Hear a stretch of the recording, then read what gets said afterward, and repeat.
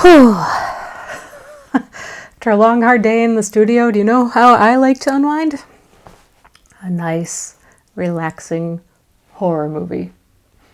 Freddy Krueger, take me away. Your wish is my command.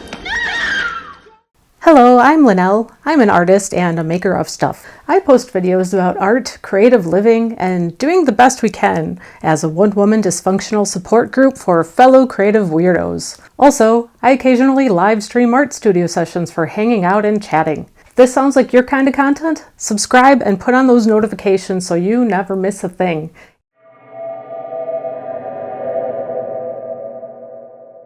I thought it would be fun to give my take on art and artists in some horror films. There's certainly no shortage of portrayals of artists or haunted art in scary movies. Now there are many, many more movies than what I chose to look at here. Countless movies have a character that's an artist of some sort, an author or a musician. The movies that I picked to talk about today have a strong plot element that revolves around visual art, specifically painting or sculpting generally. What I'm really looking at is, are the artists realistic? Is the art decent? Are the situations relatable? First, I'll dig into a few films that have art schools or art students. Let's start with one from a series you likely have at least heard of, Insidious, The Red Door from 2023, directed by Patrick Wilson. 5, 4, 3, 2, 1. Dalton! This is the fifth movie in the series, which mostly follows the Lambert family and psychic Elise as they battle the dangers of astral projection, where the soul wanders while they're dreaming and leaves their bodies vulnerable to occupation by malevolent dead things. What is it? The Red Door centers on the family years after the first two movies where the parents are split up. The son who needed to be saved in the first movie, Dalton, is going away to start art school. Why don't you drive Dalton to college? You still have a few weeks before your students show up, right? Just an idea. And the family are dealing with generational PTSD and underlying trauma issues. What I'm interested in, for the sake of this video, are the scenes related to the art school, which seem to lean into over-the-top stereotypes, at least based on my experience. But then, I did only attend one art school, so I'm not entirely certain of that. Your technique is obvious. It looks like a photograph. Thanks.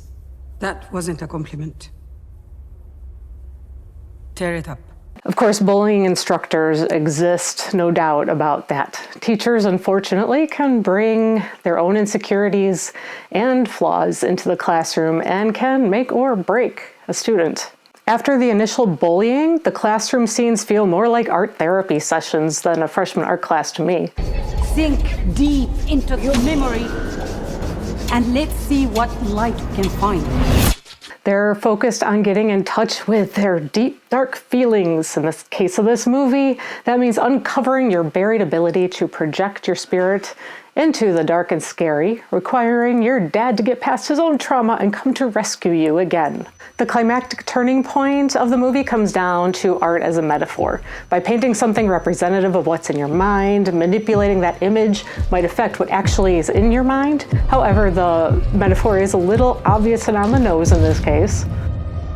And again, more like therapy than art school, though it kind of works. Using art to process emotions is legitimate and real for many people. I don't think that it makes for a great film in the end for this particular film. I also don't think it's a very realistic art school class, but again, that's based on my own experience, so maybe I'm wrong.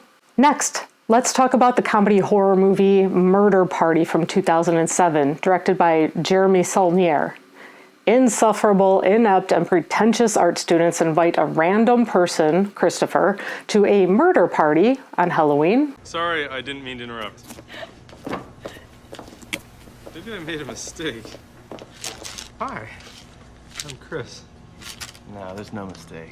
Where they plan to kill him for the sake of their art projects that they are working on for a grant competition. Did you follow all that? Welcome to your murder. The students are jealous and insecure narcissists who are more like a group of budding psychopaths than serious art students. The evening descends into a series of increasingly absurdly goofy and violent unintentional deaths, and ends with an over-the-top murder spree. It's fun, ridiculous, and does a lot with a very modest budget. As far as art goes, you never actually see anybody's artwork, which kind of works in this case. It ends up highlighting the kind of patheticness of the ideas they talk about and adds to the feeling of them really being mostly inept as art students. Think beyond splattering blood on canvas. When our masterpiece is complete and the coroner's report is back in, it will read the cause of death. Art. There's no doubt that indeed the arts can attract narcissists. So imagining that all of the worst sociopathic narcissists in one art school formed a social club out of spite and pride, this is what you might get. The movie touches a bit on gentrification as well, which is an interesting topic in the idea that artists lead gentrification. The idea is artists go where it's cheap. The existence of the artist makes an area trendy and desirable, so the area gets developed, ironically usually pushing the artist as well as everyone else out of the area. Hey, are you an art student? You're not answering because you're an art student. You just want to keep quiet and just sit there and sulk. Next, let's talk about Cellar, a 1987 film directed by John Carl Buechler from Empire Pictures.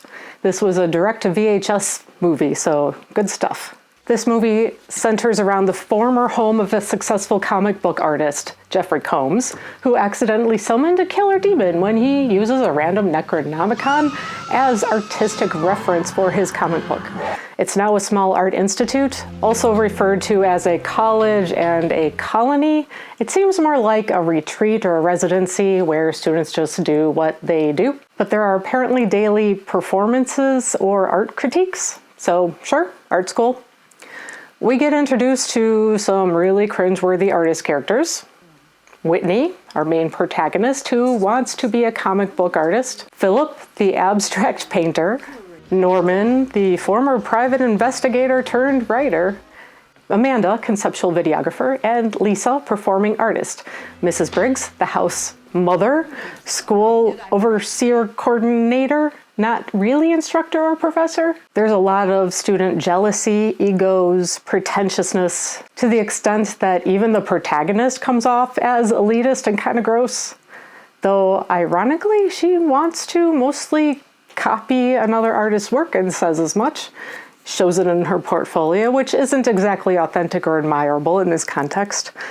Also, the quality of her work is not bad exactly, but definitely on the amateur side, considering she was supposed to be so highly regarded.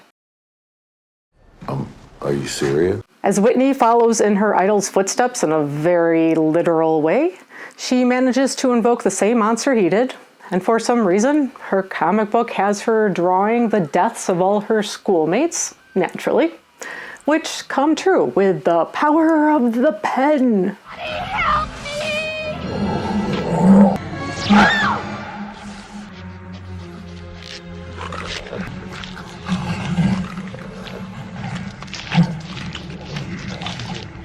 When she finally realizes what is happening and becomes afraid for herself and her new beau, she accidentally discovers she can defeat the monster with, can you guess? Whiteout.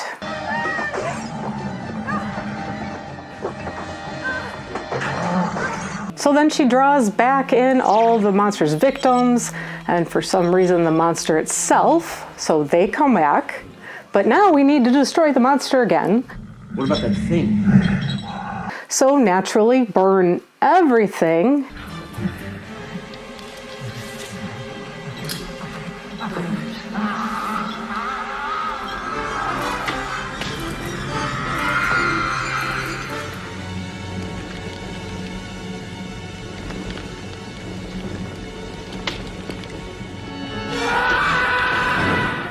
And oops, that killed everyone again. Donuts. Cellar touches on the idea that art can both create or erase evil. kind of like the Red Door, but more external representations than internal. Can art influence evil in people or society, either through purposeful intent or not? It can evoke emotion, reflect the beauty and the horror of the world around us, and a history of attempts at censoring different types of art, from Nazi Germany banning modernist art as degenerate art, from comic books being banned in the US in the 1950s for being evil and contributing to the delinquency and sexual perversion of minors. Even Michelangelo's Sistine Chapel fresco was censored for nudity, with clothing being painted over any exposed bits in the 16th century. That would imply that some people sure think it can be a problem. There is definitely some power behind the paintbrush, the pen, or in this case, the whiteout, but the extent of that power is certainly an ongoing discussion. Artists willing to do anything for success or a masterpiece, so stealing, fraud, risky behavior, manipulation, selling out, sacrificing values, themselves or others. That's our next category. Starting with Bliss, 2019 movie directed by Joe Begos. It's a splatterpunk kind of art house movie. Severe creative block has landed Desi, our protagonist, behind on her rent and 2 paintings that she still owes to her gallery, even though she's already spent her advance, and ends up losing her agent. I'm going broke. I can't live off of nothing. And I can't live off 10% of nothing. Wait a minute. That sounds familiar. Where have I heard that before? Wyatt, I'm broke. I can't live on nothing. And I can't live on 10% of nothing. You're a monster. I knew I didn't recognize it because an agent dropped me too. Heck, I never even had an agent. Anyway, this drives Desi to dive deeper into risky partying and drug use. Violent drug binges lead to blacked out progress on the hellish painting. The film has kind of shallow story and character arcs with dislikable and self-indulgent characters. The movie is mostly an aesthetic experience with lighting inspired by Dario Argento's Giallo films, where it's bathed in red and purple and black blood-soaked fever dreams, with gross bathrooms, crunchy music, and enough flashing lights to trigger a migraine, if not a seizure, in nearly anyone. Seriously, there are warnings. Oh, and don't forget vampirism. The question is perhaps what depths one will go to create their masterpiece, to be a respected artist, to reach some level of acceptance and success, either out of desperation or perhaps as crutches for when things get hard. It certainly is a statement on art and addiction, with all the too familiar story of someone giving up or sacrificing everything, relationships and health, for success, for worship, for creation.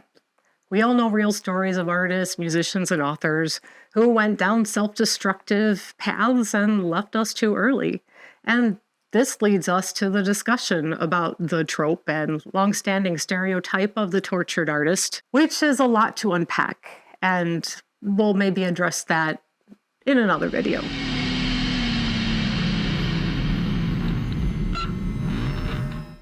Next, let's... Alright, this video is getting long, and I have a bunch more movies to talk about, so we're going to pause here and continue with part 2. Be sure to subscribe and turn on notifications so you know when the next video goes live, and I'll see you soon.